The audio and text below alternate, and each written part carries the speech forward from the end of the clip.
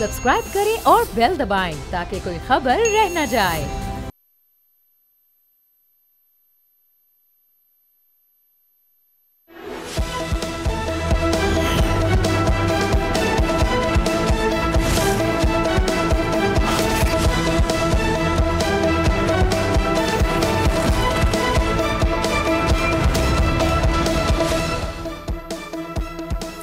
अस्सलामुअलैकुम, आप देख रहे हैं पॉलिसी पॉइंट और मैं हूं शुमाइला अरशद। नाज़रीन, गुज़श्ता एक हफ्ते के दौरान पाकिस्तान तहरीक इंसाफ और रियासत के दरमियान तल्खी अपने नुक्ते उरूज पर पहुंची, मगर अब कुछ ऐसा लग रहा है कि दोनों तरफ से फायर फाइटिंग की एक आखिरी कोशिश की जा रही है।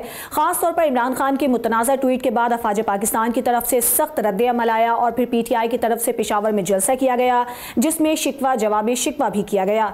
इस सब के बाद ज़ाहिरी तौर पर तो ऐसा लग रहा था कि मामलात अब पॉइंट ऑफ नो रिटर्न की तरफ जा रहे हैं, मगर कल बैरिस्टर गौहर ने तमाम फरीकैन को तसादुम से बचने के लिए सियासी दर्जा हरारत नीचे लाने का मशवरा दिया। और फिर हमने ये भी देखा कि PTI की मुश्तरका पार्लिमानी कमेटी का जो एलामिया सामने आया उसमें यह भी कहा गया कि हुकूमत के साथ वो बातचीत करने के लिए तैयार हैं। इस बात का उनकी जानिब से इंदिया दिया गया और PTI की अक्सरियत ने राना सनाउल्लाह की तरफ से जो इमरान खान और उनकी अहलिया बुशरा बीबी की जेल सहूलियात से मुतालिक कमेटी की पेशकश थी उसे भी कबूल कर लिया है। फिर यह भी हमने देखा कि आज हुकूमती वज़रा ने प्रेस कॉन्फ्रेंस की, जिसमें वज़ीर मुमलिकत बराए कानून और इंसाफ बैरिस्टर अकील मलिक ने भी PTI को बातचीत की ऑफर कर दी है। उन्होंने कहा कि PTI के साथ बैठने के लिए तैयार है, लेकिन PTI जिनसे बात करना चाहती है वो ऐलान कर चुके हैं कि उन्हें सियासत रखा जाए। इस ऑफर के साथ बैरिस्टर अकील ने वज़ीर आला आफरीदी की जो वज़ीर आला हैं KP के, उनकी जो मामलात थे, फिर ये भी एक जानिब से धमकी दी गई कि गवर्नर राज लगा दिया जाएगा, ये भी एक धमकी दी गई। तो हमने ये भी देखा कि सूरत हाल जो है वो खासी ख़राब भी हुई। अब ये जो सूरत हाल है ये आगे किस जानिब जाएगी, इस हवाले से आज के प्रोग्राम में हम बात करेंगे। साथ ही साथ हमने ये भी देखा कि जो एक अहम खबर सामने आई कि इंसदार बदउनवानी का आज आलमी दिन है और इस हवाले से एक रिपोर्ट जो सामने आई है IMF की, उसमें यह कहा गया है कि NAB की कारकर्दगी जो है वो बेहतर हुई है और गुज़श्ता 2 सालों में 5300 अरब रुपए की रिकॉर्ड रिकवरीज की गई हैं और NAB का इस पर यह कहना है कि ये जो रिकवरीज हैं इससे कई गुना ज़्यादा हैं। तो NAB की कारकर्दगी, जिस पर ये इल्ज़ाम लगाए जाते रहे हैं कि NAB को सियासी मकासद के लिए इस्तेमाल किया जाता रहा है, लेकिन अब IMF की जानिब से ये कहना कि NAB की कारकर्दगी बेहतर हुई है। फिर हमने ये भी देखा कि ट्रांसपेरेंसी इंटरनेशनल की जानिब से एक रिपोर्ट सामने आई, उसमें यह कहा गया है कि पाकिस्तान में करप्शन कम हुई है। तो ये तो जो सारी सूरत हाल है, एक जानिब सियासी इस्तेहकाम लाने की कोशिशें की जा रही हैं, दोनों जानिब से इसकी क्या हकीकत है, फिर दूसरी जानिब जो मईशत है उस हवाले से हुकूमत के क्या इक़दामात हैं और जो आलमी इदारे हैं वो इस हवाले से क्या रिपोर्ट कर रहे हैं, इन्हीं मामलात पर आज के प्रोग्राम में हम बात करेंगे। अपने मौजूद मेहमानों से मैं आपका तारुफ करवा देती हूँ। हमारे साथ मौजूद हैं नून लीग के सीनियर रहनुमा जलाल खान साहब। बहुत शुक्रिया जलाल साहब आपका हमें वक्त देने के लिए। इसके अलावा सीनियर सहाफ़ी उमर दराज गोंदल साहब भी हमारे साथ प्रोग्राम में आज मौजूद हैं। यहाँ में हमें PTI के रहनुमा शौकत बसरा साहब ने भी हमें ज्वाइन किया है। शौकत बसरा साहब, आपका भी बहुत शुक्रिया। तीनों मेहमान हमारे साथ प्रोग्राम में मौजूद हैं। जलाल साहब, सबसे पहले आपके सामने मैं ये सवाल रखूंगी कि हमने देखा कि हुकूमत, फिर इस्टेब्लिशमेंट और PTI के दरमियान जो तलखियाँ ख़ास तौर पर पिछले कुछ दिनों में हमने मज़ीद गहरी हुई होती देखी। फिर DGI-SPR की जानिब से एक प्रेस कॉन्फ्रेंस की गई, फिर विफाकी वज़रा के जो तल्ख बयानात सामने आते रहे, फिर PTI ने उस पर रद्द अमल दिया। फिर हमने ये देखा कि बैरिस्टर गौहर, उनकी जानिब से ये मशवरा दिया गया है कि सियासी दर्जा हरारत को कम करने की ज़रूरत है। फिर बैरिस्टर अकील मलिक ने भी कहा कि हमने PTI को ऑफ़र की है कि वो आए, मुज़ाकरात करें, बातचीत करें, सियासी इस्तेहकाम लाने की कोशिश की जाती है। लेकिन दूसरी जानिब हमने ये भी देखा कि ये भी एक धमकी दी जा रही है या PTI को बताया जा रहा है कि KP में गवर्नर राज भी लगाया जा सकता है। तो असल में हुकूमत के माइंड में चल क्या रहा है? जी बिल्कुल, बिस्मिल्लाहिर्रहमानिर्रहीम। बिल्कुल ये सियासी दर्जे हरारत जो है इनको मेरे ख्याल में पहले से ही कम करना चाहिए था और बारहा हम लोग जो है इनके सामने बैठे हैं। हम बहसी ऑपोजिशन, पूरी ऑपोजिशन इनके सामने बैठी है कि भाई आप अपने दर्जे हरारत जो है टेम्परेचर थोड़े कूल डाउन कर ले, थोड़ा सा कंप्रोमाइज कर ले। आप फेडरेशन के साथ अगर लड़ेंगे तो इसमें नुकसान जो है पूरे हमारे सूबे का नुकसान है। सिर्फ ये इसमें नुकसान जो है PTI का या किसी सियासी जमात का नहीं है, पूरे हमारे सूबे का नुकसान है। लेकिन बदकिस्मती से ये सियासी नाबालिग है, इनको बात जो है इनके पल्ले जल्दी नहीं पड़ती है और इनको जो है ये मुज़ाहमती सियासत करने का शौक बहुत ज़्यादा है और ये लोग चाहते हैं कि हमेशा ये तलवार लेकर जो है सियासत करे। तो इस तरह तो आप फेडरेशन के साथ अगर आप इस तरह लड़ाई करेंगे तो इसमें अल्टरनेटली नुकसान किसका है? ये सिर्फ और सिर्फ ये मुझे बताए कि नुकसान किसका है। नुकसान तो सूबे का है, इनका क्या जा रहा है? और सेकेंडली बात ये कि ये खुशाइन बात है, अगर हम इसको फिर भी एक चांस दे दे एक टेबल टॉक के लिए या एक जो सही जमहूरी सियासत है उसको करने के लिए। लेकिन बदकिस्मती ये है इनकी कि इनके ऊपर अगर थोड़े से नरम दिन आ जाए फिर ये जो है सख्ती की तरफ चले जाते हैं। तो इनके ऊपर बंदा एतमाद नहीं कर सकता है कि अगर इनके साथ हम लोग बैठ जाए तो इनकी क्या गारंटी है कि ये कल को फिर जो है ऐसे हार्श लैंग्वेज और हार्श स्टेटमेंट नहीं देंगे। तो ये एक लेकिन जलाल साहब, पीटीआई की जानिब से तो आप कह रहे हैं कि इस तरह की हार्श लैंग्वेज इस्तेमाल की जाती है, लेकिन नून लीग के रहनुमाओं की जानिब से भी कोई ऐसे अल्फाज नहीं इस्तेमाल किए जा सकते कि किए जाते हैं जिनको अप्रिशिएट किया जा सके? वहाँ से भी कुछ ऐसे ही तुंदो तेज बयानात आते हैं। जी बीबी, ये तो टेट फॉर टैट है ना। ये तो जिस तरह आप अगर जिस तरह लैंग्वेज इस्तेमाल करेंगे तो मदे मुकाबिल आपको उसी लैंग्वेज में आपको जवाब देगा। तो इसमें तो कोई ये माजी में भी इस तरह रहा है। ये जब इनकी गवर्नमेंट थी इन्होंने कितने जो है हमारे पॉलिटिकल जो हमारे या लीडरशिप है या वर्कर्स है उनके ऊपर जो है नाजायज पर्चे काटे, उनको जो है बेगुनाह जेलों में डाला गया है। तो ये तो वो कहते हैं ना टेट फॉर टैट। ये तो जिस तरह मुकाफात अमल है जिस तरह इन्होंने करनी है उसी तरह उनको जवाब मिलेगा। और सेकेंडली इनको जो है पता लग गया है कि भाई अगर हम लोग आगे जाएंगे तो हमारे साथ होना है बहुत बुरा। तो लाजमी बात है इनको पता लग गया है इनकी जो है जो सियासत एक सजायाफ्ता मुल्जिम के ऊपर जो है पूरे पाकिस्तान की सियासत इनकी घुमा रहे हैं। तो ये इनको जो है अभी पता चल गया है कि ये जो चूरन हम लोग जो है एक सजायाफ्ता ठीक है जलाल साहब, मैं शौकत बस्सा साहब से ये जानने की कोशिश करूंगी। शौकत बस्सा साहब, जैसा कि जलाल साहब कह रहे हैं कि पीटीआई को शायद इस बात का इदराक हो गया है कि उनकी सियासत जो है वो ख़तरे में है। दूसरा, हमें ये भी बताइएगा क्या वाकई कोई मुज़ाकरात होने जा रहे हैं? पीटीआई इस पर आमादा है कि हुकूमत से मुज़ाकरात किए जाएंगे और जो सियासी इस्तेहकाम है उसे कम करने की कोशिश की जाएगी? बात यह है कि बेशक 47 की जाली हुकूमत है, ये सब लोग हारे हुए हैं और इनको मुसल्लत किया गया है, लेकिन ये जिम्मेदारी हुकूमत की है कि वो टेम्परेचर को कूल डाउन करते हैं। आपने देखा कि आप जैसे सहाफ़ी दानिश्वर दोस्तों ने कहा कि आप इनसे मुज़ाकरात करें। हमने आज से 6-7 महीने पहले इनसे मुज़ाकरात किए, नतीजा ये निकला कि मुज़ाकरात के बाद हमने ने कहा हमें खान साहब से मुलाकात करवा दें। कहने लगे ये हमारे बस का रोग नहीं है, हम नहीं करवा सकते। जो हुकूमत हमारी खान साहब से मुलाकात नहीं करवा सकती, वो बताइए कि किस तरह उनसे कोई डायलॉग हो सकता है, किस तरह सीरियस इश्यूज पे बात हो सकती है। दूसरी बात देखिए, हमारा तो डे 1 से मौक़िफ़ है कि जिन लोगों ने इनको मुसल्लत किया है, जिन लोगों ने इनको नवाज शरीफ, शहबाज शरीफ, मरियम को हारने के बावजूद फार्म 47 पे लगा दिया है, यानी कि होता है ना कोई सीटें 17 सीटों पे आज तक कभी हमने देखा था 1971 में वो फर्क थोड़ा सा ज्यादा था, यहाँ कम था, लेकिन यहाँ पे तो आप 70 सीट्स पे अगर आप किसी को मुल्क दे देते हैं और जिनके साथ उनके घर वाले नहीं है, मोहल्ले वाले नहीं है, उनको वोट नहीं डाला, तो मुझे बताइए फिर किस तरह मुल्क चलेगा। इमरान खान की बहनों ने अडियाला जेल के बाहर धरना दिया हुआ है, ये भी इत्तलात मौसूल हो रही है, वजह क्या बताई गई है, क्यों मुलाकात नहीं करवाई गई है और पीटीआई क्या सोच रही है? धरना कब तक वहाँ जारी रहेगा? फिर आप ये देखिए कि कल इन्होंने बाकायदा चैनल पे बैठ के प्रेस कॉन्फ्रेंस करके कहा कि हम इनको निशाने इबरत बना देंगे, हम इनको अडियाला जेल नहीं जाने देंगे। आज मैं खुद अभी अडियाला जेल में मौजूद हूँ, इसलिए मैं आपका प्रोग्राम वीडियो लिंक पे नहीं कर सका। जितने भी मुज़ाकरात करने हैं उसको कैदी नंबर 804 से करने होंगे, क्योंकि आज तहरीक इंसाफ अगर 90% पाकिस्तान को रिप्रेजेंट कर रही है 3 साल के हर तरह के जुल्म के बाद। 8 फरवरी को आपने देखा हम लोगों ने 2/3 मेजोरिटी ली, क्या 2.5 सालों में लोग पीछे हट गए? अच्छा शौकत साहब, आपसे मैं आगे चलकर ये सवाल पूछूंगी कि अगर मुज़ाकरात होते हैं तो क्या फिर शराइत होंगी पीटीआई की, किस तरह से ये मुज़ाकरात आगे चलेंगे?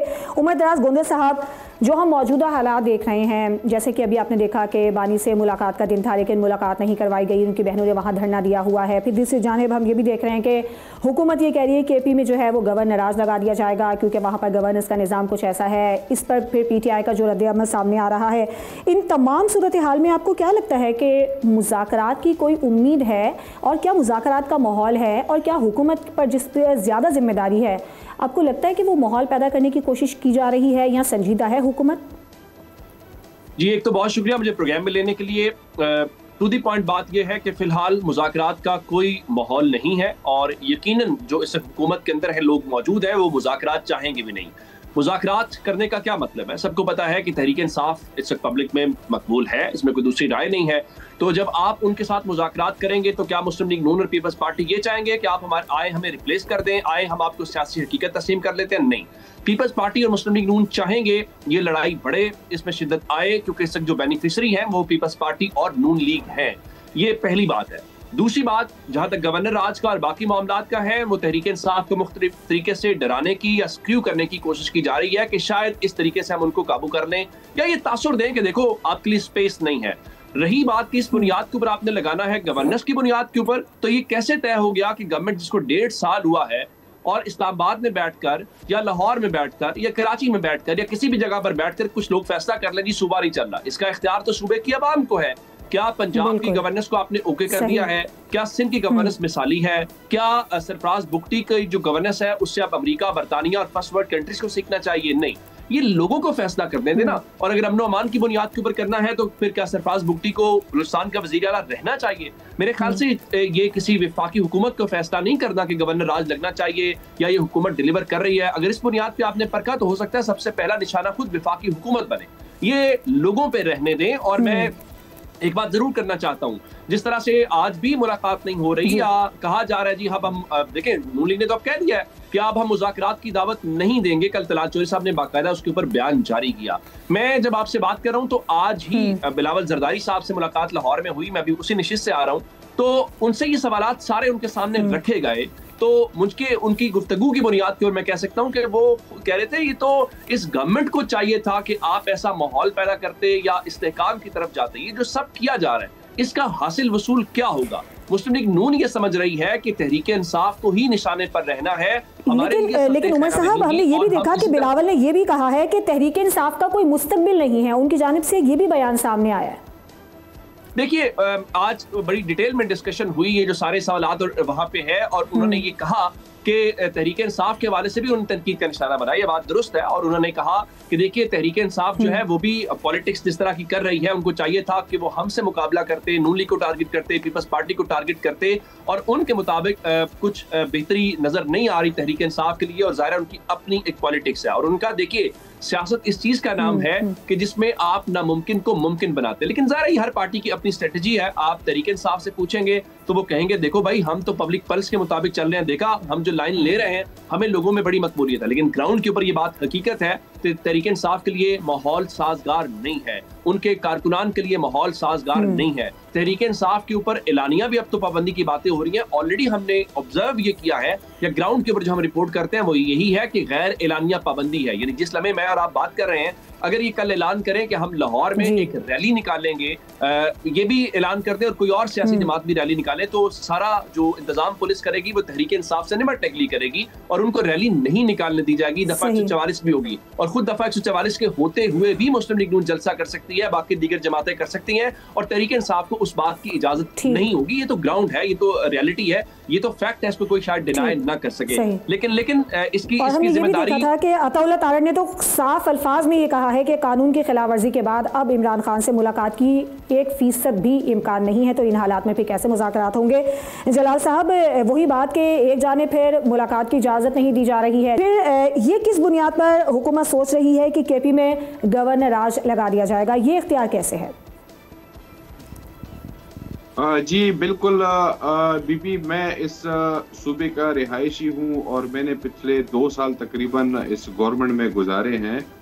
और इनकी जो है इनके ऊपर गवर्नर राज इस वजह से लग सकती है कि इनकी खुद अपनी जुबानी इनका ये बयानिया है, इनकी ये बातें हैं कि भाई हमें जो है प्रायोरिटी सिर्फ और सिर्फ एक सजा याफ्ता मुलजिम को रिहा करना है। हमें कोई अपने जलसों में ये अपने जुलूसों में और जलसों में ये कहते रहते हैं कि हमसे अवाम कोई काम ना मांगे, हम ना कोई काम करने के लिए आए हैं ना कोई गवर्नेंस के लिए आए हैं, हमने सिर्फ और सिर्फ खान को छुड़ाना। ठीक है, तो इस जब आपका ये बयानिया ये होगा कि हमने कोई काम नहीं करना है और सिर्फ एक सजा याफ्ता मुलजिम को जो है हमने जेल से निकालना है, तो आपकी फिर क्या गवर्नेंस रहेगी और क्या आपके जो है ये सूबे के फलाह और बहबूद के बारे में कोई आपका कोई पॉलिसी वाज़े होगी।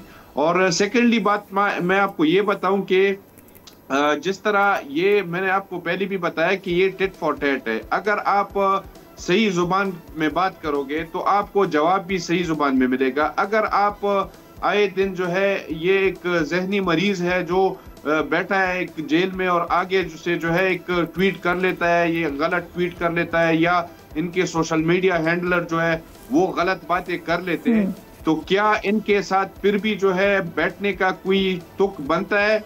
मेरे ख्याल में नो। इनके ऊपर जो है मेरे ख्याल में ये माजी में भी रहा है। तो फिर ये मैं बताइएगा ना जलाल साहब, फिर ये बैरिस्टर अकील मलिक ने ये कैसे कहा कि वो चाहते हैं कि मुज़ाकरात हो जाए, हुकूमत कोशिश कर रही है और चाहती है कि वो पीटीआई के साथ बैठे और मुज़ाकरात करे। इससे पहले स्पीकर भी ये ऑफ़र कर चुके हैं, वज़ीर आज़म साहब भी ऑफ़र कर चुके हैं, तो क्या फिर ये संजीदा ऑफ़र्स नहीं हैं, सिर्फ एक बयानबाजी कहा जा सकता है इससे? जैसे कि आप खुद भी अभी फरमा रहे हैं कि कैसे मुज़ाकरात हो सकते हैं इन हालात में, तो हुकूमत की क्या जिम्मेदारी है? बीबी इनको हमने बारहा कहा है कि आ जाए मुज़ाकरात करते हैं, ये सियासत जो है मुफाहमती सियासत करते हैं, ये आप जो है अगर आते हैं, पहले हमने बारहा इनको दावत दी है, लेकिन ये लोग समझते नहीं है। ये लोग जब इनको अभी पता लग गया है कि हमारे ऊपर गवर्नर राज का भी एक ऑप्शन हो सकता है, तो अभी इनको जो है इनके होश ठिकाने आए हैं। अभी ये कह रहे हैं कि इनको अभी वो चुपने का एक रास्ता या भागने का एक रास्ता इख्तियार कर रहे हैं। बाकी जो है हमारी तरफ से जो है हमारे दिल खुले हैं, एनी टाइम हम लोग जो है मुज़ाकरात के लिए भी तैयार है और बैठने के लिए भी तैयार है, और हाँ अगर बदमाशी करेंगे फिर बदमाशी के लिए भी तैयार है। इस तरह हम लोग जिस जुबान में ये बात करेंगे, लेकिन सर ये भी तो हुकूमत को भी तो थोड़ा सा फिर हल्का हाथ रखना चाहिए ना। जिस तरह से मुलाकात की इजाज़त नहीं है, फिर एक जानिब वही बात जो हम कह रहे हैं कि केपी में गवर्नर राज लगा देंगे, फिर आपके वज़रा की जानिब से ख़ास तौर पर अज़मा बुखारी के जो बयानात हैं, मलिक अहमद ख़ान हैं, बैरिस्टर दानियाल हैं, तलाल चौधरी हैं, अताउल्लाह तारड़ हैं, जिस तरह के वो इल्ज़ामात लगा रहे हैं, जिस तरह के बयानात दे रहे हैं, जिस तरह की धमकियाँ दे रहे हैं, इन हालात में फिर मुज़ाकरात का माहौल कैसे बनेगा, ये बड़ा अहम सवाल है। शौकत बसरा साहब बताइएगा कि हुकूमत एक बार फिर से ये ऑफर कर रही है कि वो मुज़ाकरात के लिए तैयार। बीबी इन्होंने ये टेम्परेचर इस हद तक लेके गए कि मैं आपको सिंपल एक बात बताता हूँ, अगर आप मुझे मिसाल के तौर पे गाली देंगे तो मैं आगे से चुप करके तो नहीं बैठ सकता हूँ ना, मैं भी रिबटल करूंगा, मैं भी उल्टा जो है आपको बातें सुनाऊंगा। तो ये इन्होंने ये टेम्परेचर इस हद तक लेके गए कि इनके लिए मेरे ख्याल में अभी जो है वो रिवर्सल के दरवाजे इनके लिए बंद है। हालांकि हमेशा जो है सियासत में ये तारीख रही है कि आप हमेशा, लेकिन सर अभी तो आप फरमा रहे हैं, लेकिन सर अभी तो आप फरमा रहे हैं कि मुज़ाकरात की हम ऑफर कर रहे हैं, फिर आप कह रहे हैं कि मुज़ाकरात के दरवाजे बंद हैं। चलिए हम शौकत बसरा साहब की जानिब जाएंगे। शौकत बसरा साहब, इन्होंने अपने ऊपर बंद किए बीबी, हमारा अभी भी हम चलिए उनसे जवाब लेते हैं कि आप मुज़ाकरात के दरवाजों को खोलने के हक में। ठीक है, एक ब्रेक लेते हैं और ब्रेक के बाद गुफ्तगू का सिलसिला जारी रहेगा, आप हमारे साथ रहिए।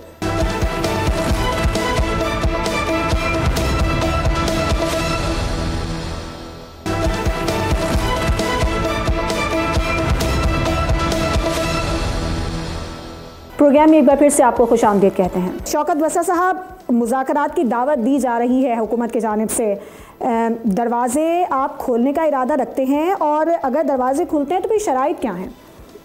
कोमल, गोंदल साहब ने बिल्कुल सही बात कही थी कि अगर हम इस फार्म 47 की हुकूमत के साथ मुज़ाकरात करते हैं तो अगले दिन की इनकी हुकूमत नहीं रहेगी। क्योंकि ये जितने का जितना मैंडेट है सारा जालसाजी पे बुनियाद पे इन्होंने लिया हुआ है। तो मुझे बताइए ये मुज़ाकरात क्यों करेंगे और उनको क्यों वो इनको मुज़ाकरात करने की इजाजत क्यों देंगे जिन्होंने इनको मुसल्लत किया हुआ है। इसीलिए तो हम कहते हैं कि जिनके हाथ में पावर है, जिसके हाथ में इख्तियार है, जिन्होंने ये फॉर्म 47 के नमूने, खा वो शहबाज शरीफ फॉर्म 47 का नमूना और बहरूपिया हो, खा वो मरियम जो हारी हुई है वो हो, खा नवाज शरीफ बेचारा अगर हार गया अपना इलेक्शन डॉक्टर लाजमी राशिद से, तो इन सब की क्या हैसियत है? इनके जो फॉलोअर्स हैं जो बातें कर रहे हैं नवाज शरीफ के नाम पे इलेक्शन लड़ते हैं ना। अच्छा दूसरी बात, हद तो ये है कि 2.5 साल से इमरान खान आप जातियात पे ना जाए वरना मैंने मरीजों के बोलना शुरू कर देंगे। देखिए मैंने इंटरप्ट नहीं किया, वापिस टर्न पे बात की, मैंने पूरा सुना है आपको। अच्छा जहाँ तक रही खान साहब की बात, 2.5 साल से जेल में इन्होंने अरेस्ट किया हुआ है, 250 मुकदमा दर्ज किया हुआ है, उनका नाम दिखाने पे, फोटो टीवी पे दिखाने पर पाबंदी है। और हालत ये है कि सब इकट्ठे होकर भी आज ये कांप रहे हैं, डर रहे हैं, घबरा रहे हैं। सिर्फ किससे? क्योंकि इनको पता है कि अवाम हमारे साथ नहीं है, अवाम हमसे नफरत करती है। आज भी मैं बात हूँ हमसा जो इनको लेकर आए हैं, आज इनके सर से हाथ उठा दें, लोग इनसे इतनी नफरत करते हैं ये अपने घरों में दाखिल नहीं हो सकेंगे। रही दूसरी बात, आप बार बार ये जो अभी बता रहे थे मुज़ाकरात, भाई मुज़ाकरात मुझे बताए ना, मुज़ाकरात हमने 6 महीने पहले किए थे। जो लोग हमारी मुलाकात में बार बार कह रहा मुलाकात नहीं करवा सकते, वो उनसे मुज़ाकरात किस तरह कामयाब हो सकते हैं? दूसरी बात अच्छा बड़ी क्लैरिटी के साथ मैंने पहले भी कही थी। लेकिन शौकत साहब आपको नहीं लगता कि इमरान खान की जानिब से जो ट्वीट किया गया उसके बाद जो है वो हालात फिर ज़्यादा सख्त हुए हैं, उसके बाद जो है वो PTI की मुश्किलात कम नहीं हो रही हैं बल्कि मज़ीद बढ़ती चली जा रही हैं, तो इस सारी सूरत हाल में PTI का कसूर भी तो है ना? कमाल करती हैं आप। पहले हमारे लिए कौन सी आसानी हुई है? कोई हम पे सख्ती में इजाफा नहीं किया होगा। चले फर्जी सेक ऑफ आर्गुमेंट कल का ये कह रहे हैं कि हम दोबारा ऑपरेशन करेंगे, हम इनको सजाएं देंगे, हम इनको मंफी अंदाज में पहुंचाएंगे। आपको लग रहा है कि अभी मुश्किलात मजीद बढ़ी हैं, तो आप क्या मुस्तकबिल देख रहे हैं? क्योंकि आज हमने बिलावल का भी एक बयान देखा, उनको तो ऐसा लग रहा है कि PTI का मुस्तकबिल नहीं है, मजीद मुश्किलात बढ़ेंगी। तो PTI अपना मुस्तकबिल क्या देख रही है मौजूदा हालात में? अगर मुज़ाकरात नहीं होते हैं तो फिर क्या होगा? देखिए मुज़ाकरात नहीं होंगे तो सिर्फ इस नज़र से देखा जाए कि तहरीक इंसाफ का नुकसान होगा, नहीं, बात ठीक नहीं है। सच्ची बात यह है कि पूरे का पूरा सिस्टम अगर मैं कहूँ आपको तो वो आज जो जुमला इस्तेमाल हुआ स्ट्रेस में है, इसमें कोई दूसरी राय नहीं है। किस तरीके से सच्ची बात है कि हम सब बंद गली में हैं। हम तमाम जो स्टेक होल्डर्स को जब देखते हैं तो ये तो सबको पता है कि हमने इस पूरी सूरत हाल के दौरान जो है वो क्या करना है कि एक दूसरे का इस वो टेम्परेचर में इजाफा करना है, लेकिन एट द एंड अचीव क्या करना है, व्हाट नेक्स्ट, वो किसी को कोई पता नहीं है। इस वक्त तमाम स्टेक होल्डर्स के पास कोई वे फॉरवर्ड नजर नहीं आ रहा।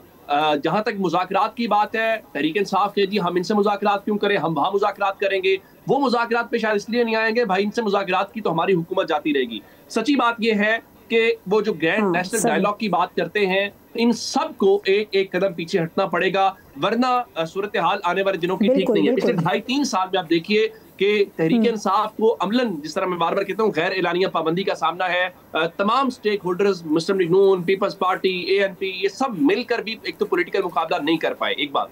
दूसरी बात यह है कि क्या पाकिस्तान के अंदर ऐसे मुआशी हालात हो गए हैं कि हम समझें कि तहरीक इंसाफ इररेलेवेंट हो गई है, लोगों के दरमियान नून लीग की, पीपल्स पार्टी की गवर्नमेंट इतनी मकबूल हो गई है कि वो चाहें तो कल असेंबलियां डिसॉल्व करें, कल जाएं फ्रेश मैंडेट लें। और ये उमर साहब यही से चले हम बात को कंटिन्यू करते हैं।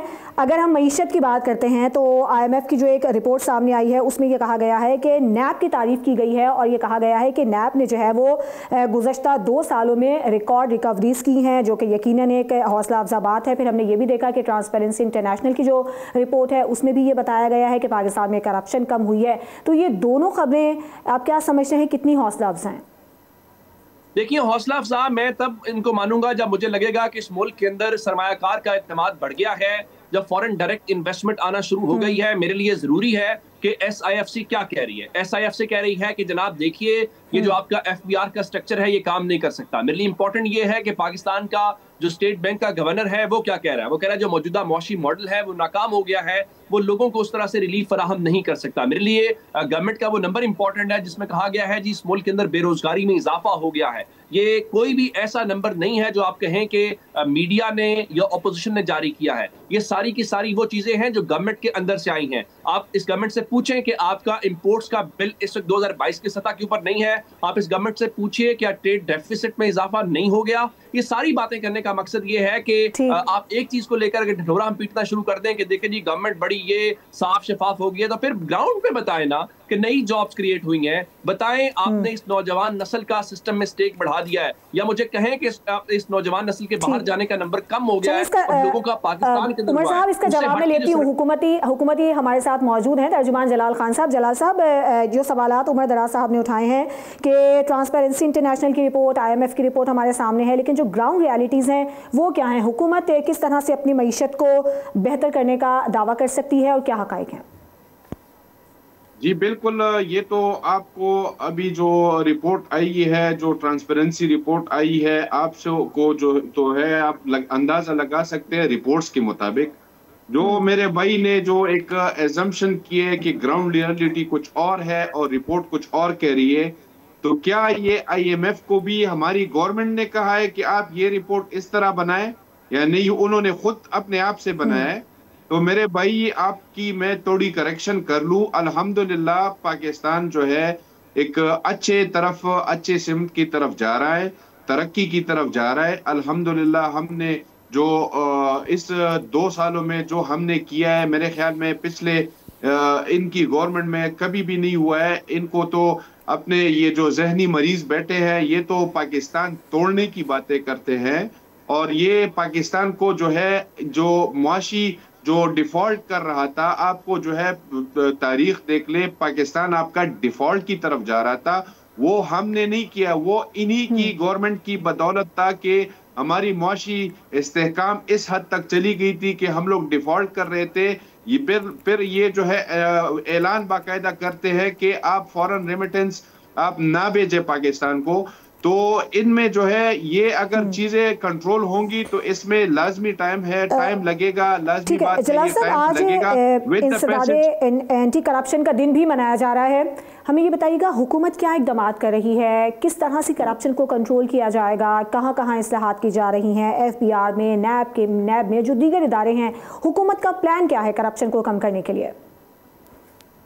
बिल्कुल, हुकूमत के साथ एक काफी बड़े पैमाने पे एक प्लानिंग है करप्शन को कंट्रोल करने में, अपना टैक्स नेटवर्क जो है बढ़ाने में, और ये ऑलरेडी जो है हम लोग इसमें लगे हैं, गवर्नमेंट इसके ऊपर लगी है कि आपके FBR जो टैक्स नेटवर्क था ये उस वक्त कितना था और अभी कितना है, और जो आपको एक चीज जो है आपको बिल्कुल क्लियर कट वाजे हो गई है कि आपकी जो ये ट्रांसपेरेंसी रिपोर्ट आई है, हम लोग इसमें लगे कि वफाक में या पंजाब में या बाकी सूबों में हम लोग जो है एक ऐसा ट्रांसपेरेंट सिस्टम ले आए जो बिल्कुल करप्शन से पाक हो।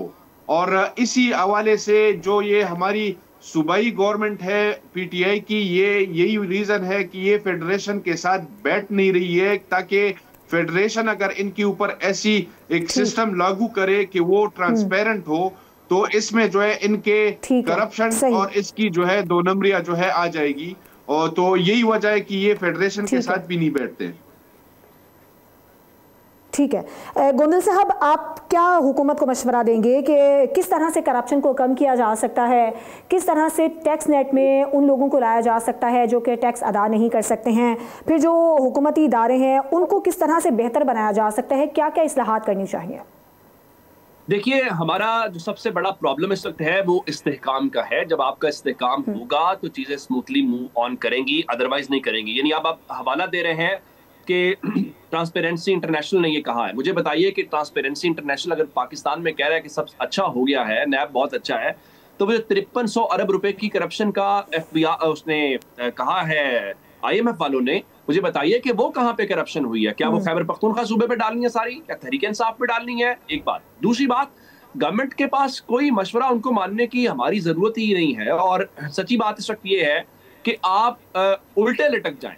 जब तक मुल्क में पॉलिटिकल सिचुएशन नॉर्मल पोजीशन पे नहीं आएगी, ऑर्गेनिक नहीं होगी, आप एक दूसरे के खिलाफ लड़ना बंद नहीं करेंगे, वो कहेगा नहीं मैंने उसको गिरा देना है, वो कहेगा मैंने उसको गिरा देना है, वो नून लीग हो, वो पीटीआई हो, पीपल्स पार्टी हो, हमारे मसाइल का हल नहीं निकल सकता। देखिए, जब आप इंडिकेटर्स को देखते हैं ना, अब दुनिया के अंदर जब होते हैं तो उसमें इंटरनल स्टेबिलिटी नंबर 1 होती है, और इंटरनल स्टेबिलिटी से दीगर चीजें जुड़ी हुई हैं। आप मुझे ये बताइए ना कि इस वक्त एक सरमायाकार जो अमेरिका बैठा हुआ है या किसी भी मुल्क के अंदर बैठा हुआ है, वो पाकिस्तान आना चाहता है, तो वो कैसे पाकिस्तान आएगा जब उसको ये पता है कि आपके इदारों में ये करप्शन है, फिर आपके मुल्क के अंदर कोई पता नहीं है, आज इस पे डंडा चल रहा है, आज इसको बैन करना है, आज उसके साथ करना है, तो लोग नहीं आएंगे। हमें अपना हाउस इन ऑर्डर करना है। बिल्कुल उमर साहब, बड़ा अच्छा पॉइंट आपने रेज किया है। वक्त जरा कम है, मैं इसका जवाब जलाल साहब से लूंगी। जलाल साहब, ये जो पॉइंट है कि सरमायाकार कैसे आएंगे पाकिस्तान में जब उनको पता होगा कि यहाँ पर तो सियासी अदम इस्तेहकाम है, एक दूसरे के खिलाफ बयानबाजी है, कभी भी कुछ भी हो सकता है, तो इसको बेहतर करने के लिए हुकूमत का क्या ख्याल है फिर?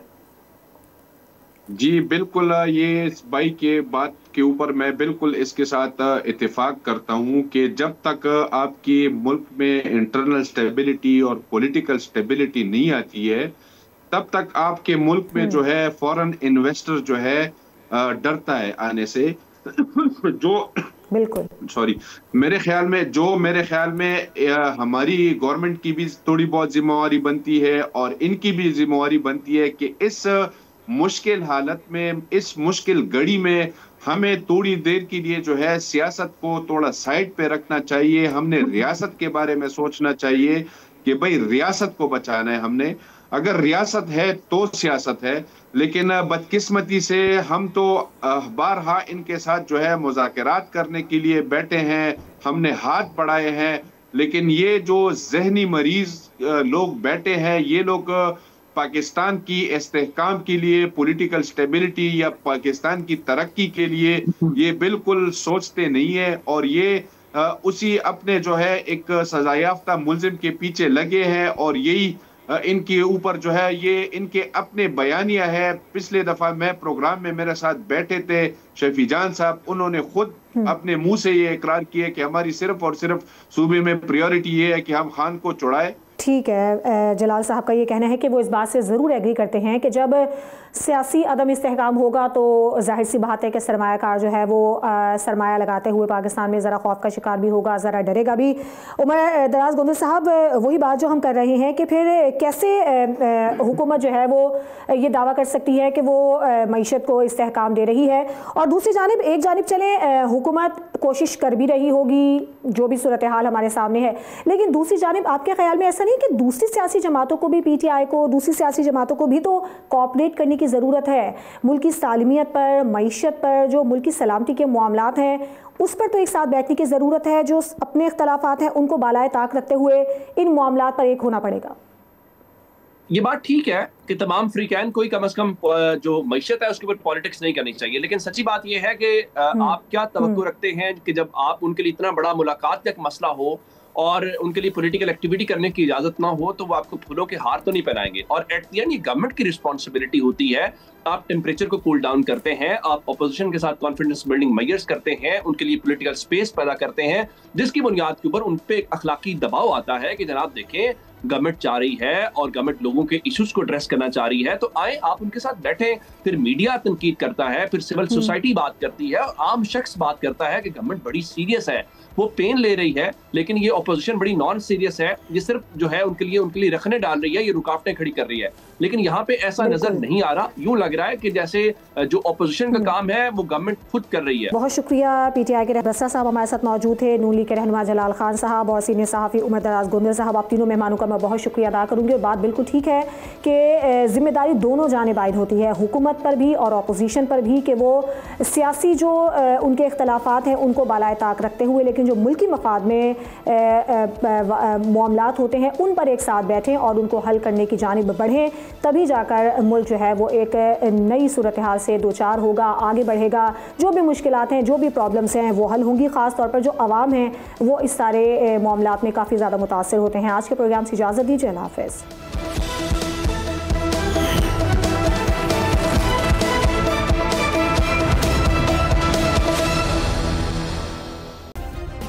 सब्सक्राइब करें और बेल दबाएं ताकि कोई खबर रह न जाए।